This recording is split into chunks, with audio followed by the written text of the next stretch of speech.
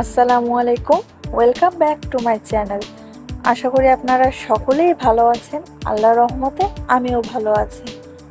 তো অনেক দিন পর নতুন আরেকটি রেসিপি নিয়ে চলে এসেছি। আমার আজকের রেসিপি লইটা শুটকি ভুনা। যারা শুটকি লাভার তারা কিন্তু এই লইটা শুটকিটা অনেক পছন্দ করে থাকে। আর যারা শুটকি পছন্দ করেন না তাদের কাছে একটা রিকোয়েস্ট থাকলো, এই রেসিপিটা একবার তৈরি করে আপনি খেয়ে দেখুন, আপনিও শুটকি লাভার হয়ে যাবেন। আসলে এই লইটা শুটকিটা খেতে কিন্তু অসাধারণ হয়েছিল। তো কথা না বাড়িয়ে চলুন এই লইটা শুটকি ভুনাটা রেসিপি শেয়ার করি।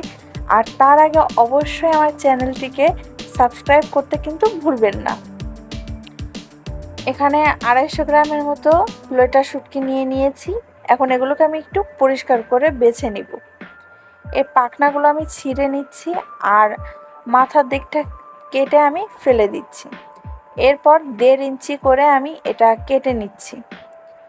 আর লাস্টের লেজটাও কিন্তু আমি কেটে ফেলে দিচ্ছি। সেম একই প্রসেসে আমি সবগুলো মাছই কিন্তু পরিষ্কার করে নেব। এই যে দেখতে পাচ্ছেন আমার এগুলো কাটা হয়ে গেছে। এখন আমি একটা কড়াইতে খুব ভালো করে এটা ভেজে নিব। শুকনো কড়াইতে এটা আমি টেলে নিচ্ছি।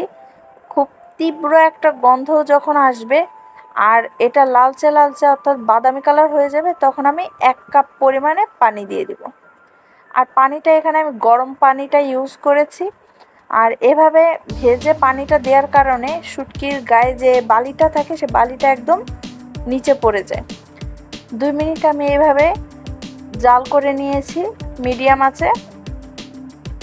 পানিটা যখন শুকিয়ে আসছে তখন আমি জালটা অফ করে আমি রেখে দিয়েছিলাম ঠান্ডা যতক্ষণ না হয়। এখন অবশ্য হালকা গরম আছে আর মাছটা কিন্তু দেখুন এখন পুরো নরম হয়ে গেছে। এখন একটা চালনিতে করে খুব ভালো করে আমি ধুয়ে নিব যাতে করে বালিটা পড়ে যায়।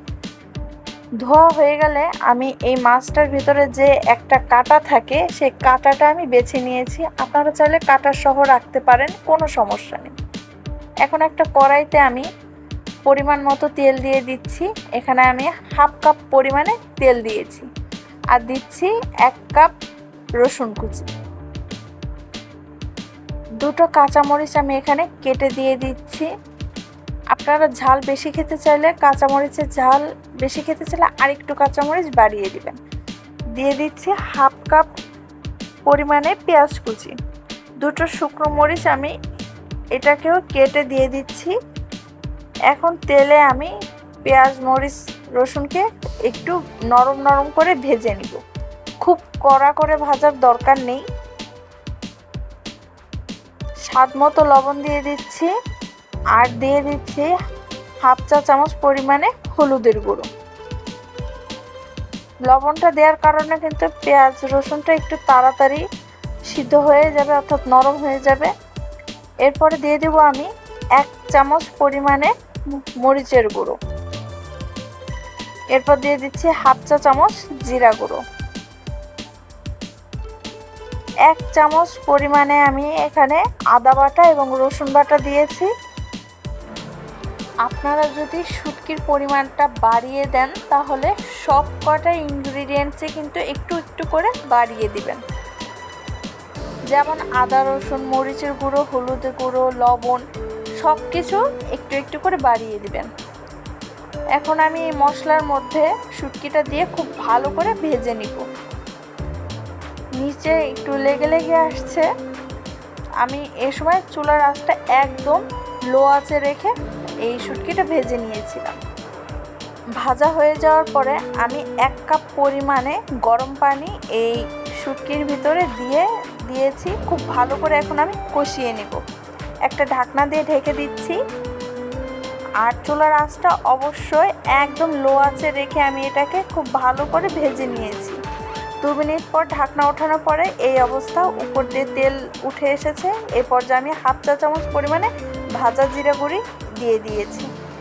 খুব ভালো করে নেড়ে দিচ্ছি যাতে করে নিচে না লেগে আসে। তো হয়ে গেছে, এখন আমি এটা পরিবেশন করে নিব।